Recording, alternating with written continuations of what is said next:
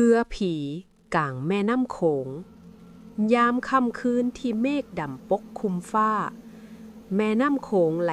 ซ่าๆคือกับมีหยังบางอย่างกำลังจ้องมองอยู่ใต้น้ำสายลมเย็นพัดผ่านหาดทราย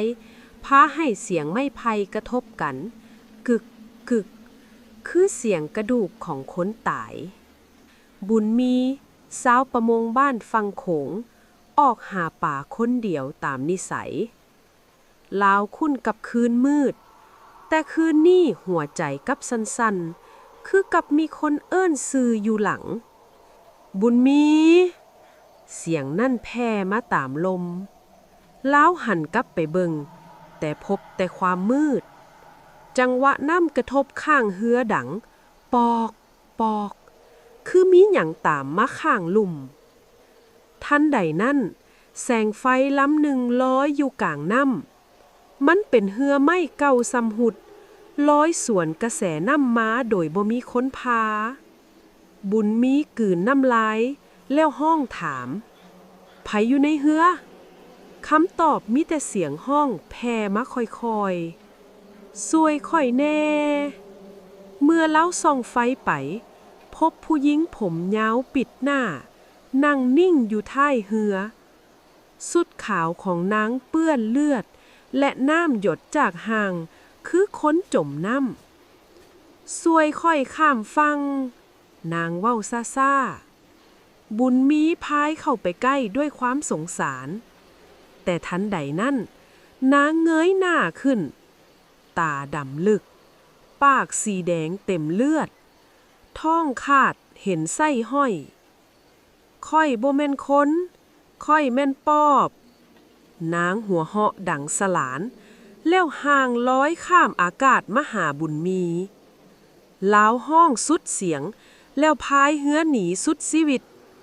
เสียงปอบหัวเหาะดังตามหลังข้ามโขงแล้วบ้านเจ้าสิบ่โสดคืนนั้นเป็นคืนที่คำสาปเริ่มต้นโปบข้ามฟังหลังจากบุญมีพายเหือหนีกับฟังด้วยหัวใจสั่นระวางเหือเย็นไหลเต็มหลังเมื่อขึ้นฟังได้ลาวก็ล่มนั่งหายใจหอบและบ่กล้าหันไปเบิงแม่น้ำอีกแต่คืนนั้นบ่ได้จบง่ายพอเข้าฮอดบ้านบุญมีพบว่าหมาทุกตัวหอนหากันอย่างบ่หยุดไก่ในคอกกระโดดปีกกระพื้นห้องตื่นตกคือฮู้ว่ามีสิ่งสัวห้ายเข้ามาบุญมีเดินไปหาเฮือนผู้ใหญ่บ้านเพื่อเล่าเหตุการณ์แต่ก่อนจะฮอดเราได้ยินเสียงห้องแหลมจากเฮือนท้ายบ้านช่วยด้วยชาวบ้านพากันแลนออกมาเมื่อเข้าไปเบิงพบนางคำแพงนอนสักอยู่กลางเฮือนตาทอดปากฟูมคือคนถือของมันมาแล้วนางคำแพงพูดทั้งที่น้ำตาไหลผู้หญิงผมยาวท้องขาดบุญมีใจหายนี่คือรูปหางเดียวกันกับที่ลาวเห็นในแม่น้ำคืนเดียวกันนั่นชาวบ้านเริ่มป่วยประหลาดบางคนฝันเห็นผู้หญิงมานั่งอยู่ปลายเตียงทอดไส้กินอยู่ต่อหน้าบางคนตื่นมาพบหอยมือดำอยู่คอเศร้ามามีคนตายพ่อเฒ่าสมชาวบ้านอายุ70 ปี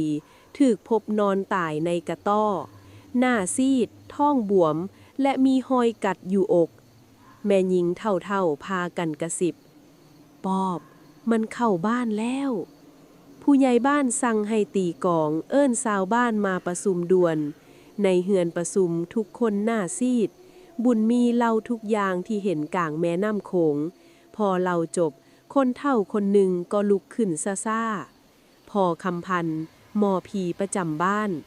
เล่าเว้าด้วยเสียงเบาปอบตัวนี้บ่แม่นปอบธรรมดามันถูกคำสาปจากแม่น้ำโขงทุกคนนิ่งงันพอคำพันธ์สมทบต่อถ้าบ่ฮีบหาทางแก้ทางบ้านนี้สิกลายเป็นบ้านผีลมนอกเฮือนพัดวูบเข้ามาไฟดับพับในความมืดมีเสียงหัวเหาะผู้หญิงดังขึ้นหลังเฮือนหาค่อยให้เจอก่อน แล้วค่อยขับ หลังจากไฟดับพับในเฮือนประชุมทุกคนนั่งนิ่งด้วยความย่านมีแต่เสียงหายใจนักๆและเสียงลมหวดผ่านฝาเฮือนอย่าคนไว้พอคำพันธ์ห้องเบาๆล้าวจุดเทียนขึ้นแสงไฟสั่นไหวคือจะดับในแสงเทียนนั่นทุกคนเห็นหอยน้ำเป็นทางยาวลากเข้ามาในเฮือนคือกับมีคนตัวเย็นๆเดินผ่านพอคำพันธ์หลับตาแล้วพูดปอบตัวนี้บ่แม่นผีธรรมดามันถูกผูกวิญญาณไว้กับแม่น้ำโขงบุญมีถามด้วยเสียงสั่นแม่นจังใดพ่อคำพันธ์เริ่มเล่าหลายปีก่อนมีผู้หญิงชื่อนางแพวอยู่ฝั่งตกแม่น้ำโขงนางงามและใจดีแต่ถูกผัวตีและนำไปขายให้พ่อค้ามืดคืนหนึ่งนางถูกคนซัวหลายคนลากไปข้างแม่น้ำนางห้องให้ขอชีวิตแต่บ่มีไผซวย พวกนั่นแทงนางแล้วโยนห่างลงแม่น้ำโขงก่อนจะตายนางสาบไว้ผู้ใดเฮ็ดให้ค่อยตายค่อยจะกลับมากินทุกชีวิตแม่นแต่ข้ามโขงตัวบ่หนีพ้นวิญญาณนางบ่ได้ไปเกิดกลายเป็นผีปอบแม่น้ำกินไส้กินตับของคนเป็นๆพอคำพันธ์หยุดเล่าในเฮือนมีแต่เสียงกลืนน้ำลายจู่ๆประตูกระทบปั้งลมเย็นพัดเข้ามาเทียนดับอีกครั้งในความมืดมีเสียงลากขาอยู่หลังเฮือนซอกซอกซอกแล้วเสียงผู้ยินกระซิบดังขึ้นกลางห้องบุญมีเจ้าเป็นคนเห็นค่อยก่อนเจ้าต้องตายก่อนทันใดนั้นแสงฟ้าพาสว่างหางผีปอบยืนอยู่กลางห้องผมยาวปิดหน้าท้องขาดไส้ห้อยดำลึกจ้องมองทุกคนมันยิ้มคืนนี้ค่อยสิเริ่มกินคืนสุดท้ายทันทีที่ฟ้าพาสว่างหางผีปอบยืนอยู่กลางเฮือนผมยาวปิดหน้าน้ำหยดจากตัวมันเป็นทางกินข้าวเย็นๆแผ่ไปทั่วห้องสาวบ้านห้องด้วยความตกใจบางคนล้มนั่งบางคนกอดกันสั่นผีปอบหัวเหาะเบาๆพวกเจ้าหนีบ่พ้นมันลอยเข้าไปหาบุญมีอากาศเย็นจนหายใจบ่ออกทันใดนั้น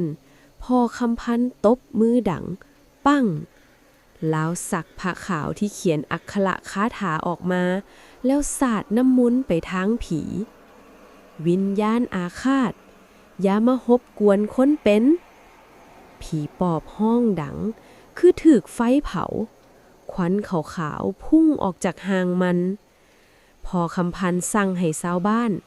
เอาเสือกผูกเอาเกลือเอาไม้คาผู้ซ้ายหลายคนกัดแข้วแล้วพากันกวดเข้าไปแมนจะย่านแต่ก็ต้องสู้ผีปอบดิ้นให้ร้อยซ้นฝาเสียงดังปั้งปั้งแต่ถูกผูกไว้ด้วยเสือกซุปน้ำมนต์พอคำพันธ์สั่งต้องพามันกลับไปบ่อนตายกลางดึกชาวบ้านพากันแบกหางผีไปฟังแม่น้ำของลมผัดแหงน้ำคือจะคืนคืบผีปอบห้องค่อยบอกไปค่อยจะกินพวกเจ้าให้หมดพอคำพันธ์นั่งลงเริ่มสวดคาถาดังกับเสียงลมพื้นดินสั่นน้ำของหมุนวงบุญมีห้องสุดเสียงไปสู่ของเจ้าเด้อพวกเขาพากันยกแล้วโยนผีปอบลงแม่น้ำสู้น้ำแตกกระจาย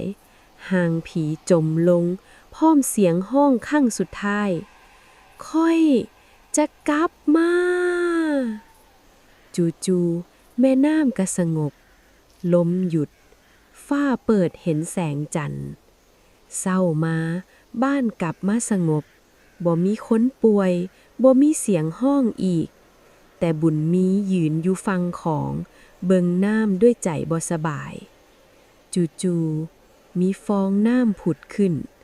และเสียงกระซิบเบาๆตามลม บุญมี เฮายังบ่จบ